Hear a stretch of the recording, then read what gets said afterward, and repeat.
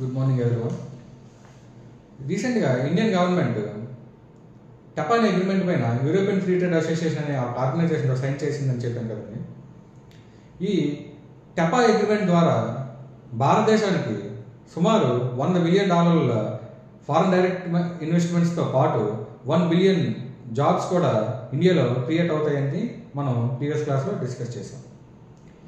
Free trade agreements చరిత్రలో binding అయిన agreement ఏదైనా ఉందంటే యూరోపియన్ ఫ్రీ ట్రేడ్ అసోసియేషన్తో భారతదేశం చేసుకున్నటువంటి ఈ టపా అగ్రిమెంట్ ఫస్ట్ బైండింగ్ అగ్రిమెంట్ అన్నమాట. బైండింగ్ అగ్రిమెంట్ ఏంటంటే ఏ కంట్రీస్ అయితే ఆ అగ్రిమెంట్ పైన సైన్ చేశాయో ఆ కంట్రీస్ ఖచ్చితంగా ఆ రూల్స్ని ఫాలో అవ్వాల్సిందే.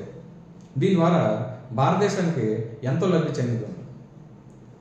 ఆల్రెడీ ప్రీవియస్ చెప్పుకున్నట్టే ఫారెన్ డైరెక్ట్ ఇన్వెస్ట్మెంట్స్తో పాటు జాబ్స్ కూడా క్రియేట్ అవుతాయని చెప్పాం. దీంతో పాటు ఇండియా యొక్క ఎగుమతులు యూరోపియన్ కంట్రీస్కి ఎక్కువగా వెళ్ళటానికి ఆస్కారం ఉందన్నమాట. అలానే యూరోపియన్ యూనియన్తో చేసుకున్నటువంటి బిట్స్ అగ్రిమెంట్ కూడా కొంచెం త్వరగా ముందుకెళ్తుంది అనమాట.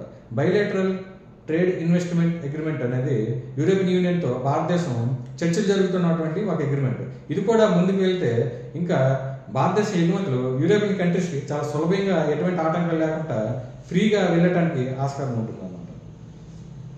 ఈ టపా అగ్రిమెంట్ ద్వారా చాలా జాబ్స్ అనేవి ఇండియాలో క్రియేట్ అవుతాయి. దీంతోపాటు ఇండియన్ యొక్క ఎగుమతులు ఎక్స్పోర్ట్స్ ఏవైతే ఉన్నాయో అవి ఇంకా ఎక్కువగా యూరోపియన్ కంట్రీస్కి బూస్టప్ అవుతాయి అన్నమాట. 2022-23 ఆర్థిక సంవత్సరంలో చూసుకున్నట్లయితే ఈ 4 దేశాల కూటమి ఏదైతే యూరోపియన్ ఫ్రీ ట్రేడ్ అసోసియేషన్ ఉందో ఈ 4 దేశాల కూటమితో భారతదేశం $18.65 బిలియన్ ట్రేడ్ ఆ కూటమికి భారతదేశానికి మధ్య జరిగిందన్నమాట. ఎక్కువగా స్విట్జర్లాండ్తోనూ తర్వాత నెదర్లాండ్తోనూ తర్వాత నార్వేతోనూ ఇండియాకి ట్రేడ్ సంబంధాలు ఎక్కువగా ఉన్నాయన్నమాట. అలానే ఇండియా ఆ కూటమి దేశాలకి ఎక్కువగా కెమికల్స్, జ్యువెలరీ, బట్టల్ని ఎక్కువగా ఎగుమతి చేస్తుంటే ఆ 4 దేశాల నుంచి భారతదేశం గోల్డ్తో పాటు పారాసెటమికల్, వాచెస్, వాలెట్స్, సోయాబీన్లు వంటివి మనం ఆ 4 దేశాల కూటమి నుంచి భారతదేశం దిగుమతి చేసుకుంటుంది.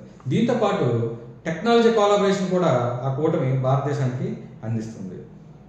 ఇంకా ముఖ్యమైనది ఏంటంటే ఈ టపా అగ్రిమెంట్లో మొత్తం 14 చాప్టర్స్ ఉన్నాయన్నమాట. 14 చాప్టర్స్. ఆ 14 చాప్టర్స్లో మ్యూచువల్ రికగ్నైజ్డ్ అగ్రిమెంట్ అనేది చాలా ఇంపార్టెంట్ అన్నమాట. ఇది ఈ మ్యూచువల్ రికగ్నైజ్డ్ అగ్రిమెంట్ ఏంటంటే భారతదేశంలో ప్రొఫెషనల్ కోర్స్ చదివినటువంటి వాళ్ళు ఆ దేశంలోకి వెళ్ళి మళ్ళీ ఎగ్జామ్స్ రాసి పాస్ అయ్యి జాబ్ పొందటం అనేది కాకుండా డైరెక్ట్గానే ఇండియాలో కోర్స్ చేసిన వాళ్ళు ఆ కంట్రీస్కి వెళ్ళి జాబ్కి అప్లై చేసి జాబ్ పొందొచ్చు అన్నమాట. ఈ అగ్రిమెంట్లో ఇది ఒకటి మంచి పరిణామం అని చెప్పవచ్చు.